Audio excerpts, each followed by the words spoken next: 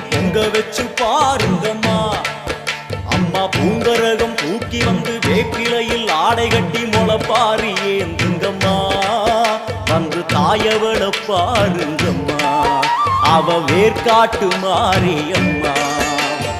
ஆடி வெள்ளியிலே தாயின் சந்நிதியில் பொங்க வச்சு பாருங்கம்மா. அம்மா பொங்க வச்சு பாருங்கம்மா.